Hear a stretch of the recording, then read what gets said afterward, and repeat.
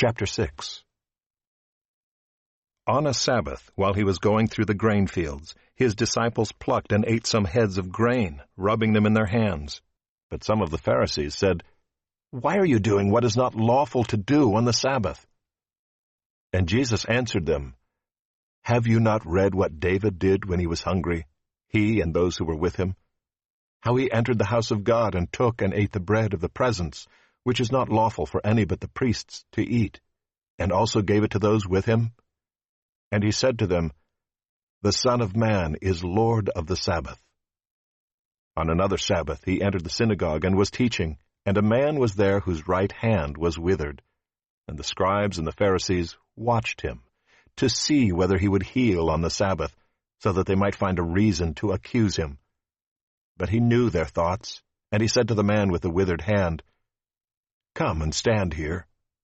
And he rose and stood there. And Jesus said to them, 'I ask you, is it lawful on the Sabbath to do good or to do harm, to save life or to destroy it?' And after looking around at them all, he said to them, 'Stretch out your hand.' And he did so, and his hand was restored. But they were filled with fury and discussed with one another what they might do to Jesus. In these days he went out to the mountain to pray, and all night he continued in prayer to God. And when day came, he called his disciples and chose from them 12, whom he named apostles: Simon, whom he named Peter, and Andrew his brother, and James and John, and Philip and Bartholomew, and Matthew and Thomas, and James the son of Alphaeus, and Simon who was called the Zealot, and Judas the son of James, and Judas Iscariot, who became a traitor. And he came down with them and stood on a level place with a great crowd of his disciples and a great multitude of people from all Judea and Jerusalem and the seacoast of Tyre and Sidon, who came to hear him and to be healed of their diseases. And those who were troubled with unclean spirits were cured. And all the crowd sought to touch him, for power came out from him and healed them all. And he lifted up his eyes on his disciples and said, "Blessed are you who are poor, for yours is the kingdom of God. Blessed are you who are hungry now, for you shall be satisfied. Blessed are you who weep now, for you shall laugh. Blessed are you when people hate you, and when they exclude you, and revile you, and spurn your name as evil, on account of the Son of Man. Rejoice in that day, and leap for joy, for behold, your reward is great in heaven. For so their fathers did to the prophets. But woe to you who are rich, for you have received your consolation. Woe to you who are full now, for you shall be hungry. Woe to you who laugh now, for you shall mourn and weep. Woe to you when all people speak well of you, for so their fathers did to the false prophets. But I say to you who hear, love your enemies, do good to those who hate you, bless those who curse you, pray for those who abuse you. To one who strikes you on the cheek, offer the other also, and from one who takes away your cloak, do not withhold your tunic either. Give to everyone who begs from you, and from one who takes away your goods, do not demand them back. And as you wish that others would do to you, do so to them.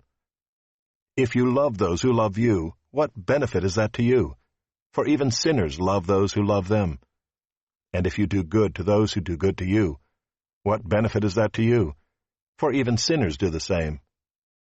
And if you lend to those from whom you expect to receive, what credit is that to you? Even sinners lend to sinners to get back the same amount. But love your enemies and do good, and lend, expecting nothing in return. And your reward will be great, and you will be the sons of the Most High, for he is kind to the ungrateful and the evil. Be merciful, even as your Father is merciful. Judge not, and you will not be judged. Condemn not, and you will not be condemned. Forgive, and you will be forgiven.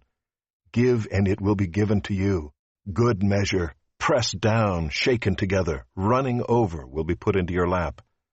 For with the measure you use, it will be measured back to you. He also told them a parable. Can a blind man lead a blind man? Will they not both fall into a pit? A disciple is not above his teacher, but everyone when he is fully trained will be like his teacher. Why do you see the speck that is in your brother's eye, but do not notice the log that is in your own eye? How can you say to your brother, Brother, let me take out the speck that is in your eye, when you yourself do not see the log that is in your own eye? You hypocrite! First take the log out of your own eye, and then you will see clearly to take out the speck that is in your brother's eye. For no good tree bears bad fruit, nor again does a bad tree bear good fruit. For each tree is known by its own fruit. For figs are not gathered from thorn bushes, nor are grapes picked from a bramble bush. The good person out of the good treasure of his heart produces good, and the evil person out of his evil treasure produces evil. For out of the abundance of the heart his mouth speaks. Why do you call me Lord, Lord, and not do what I tell you? Everyone who comes to me and hears my words and does them, I will show you what he is like. He is like a man building a house, who dug deep and laid the foundation on the rock. And when a flood arose, the stream broke against that house and could not shake it, because it had been well built. But the one who hears and does not do them is like a man who built a house on the ground without a foundation. When the stream broke against it, immediately it fell, and the ruin of that house was great.